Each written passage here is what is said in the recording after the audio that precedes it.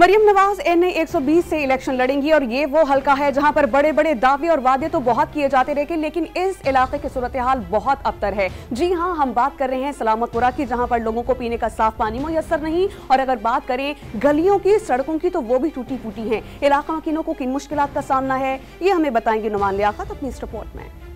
कई हुकूमतों के दावों के बावजूद लाहौर का नक्शा न बदल सका। शहरी आज भी अजियत की जिंदगी गुजार रहे हैं। टूट फूट का शिकार सड़कें, सीवरेज का नाकिस सिस्टम और जा बजा पड़ी गंदगी के मनाजर पेश करता ये सलामतपुरा का इलाका है।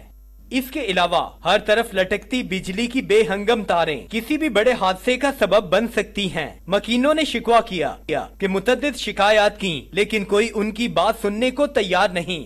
ये इतना परेशानी जब बारिश होती है ना, अजाब बन जाता है। ये सड़क 50 साल हो गए हैं, ये नहीं बनाई। ये तकरीबन काफ़ी देर से मसला है।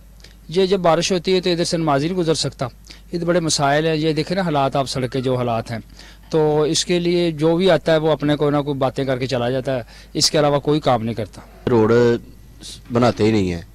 ये रोड काफ़ी अरसा से जो भी आता है वो कहता है कि रोड बन जाएगा, लेकिन बनाते नहीं है। बारिश होती है तो छिट्टे वगैरह पड़ते हैं, नमाजी वगैरह, हमें भी जाने का दिक्कत होती है। इलाका मकीनों ने शिकवा किया कि अगर इस बार उनके मसाइल हल न हुए तो फिर इलेक्शन के लिए उम्मीदवार सोच समझकर वोट मांगने आए। कैमरामैन फैसल रजाक के साथ नुमान लियाकत, डॉन न्यूज़, लाहौर।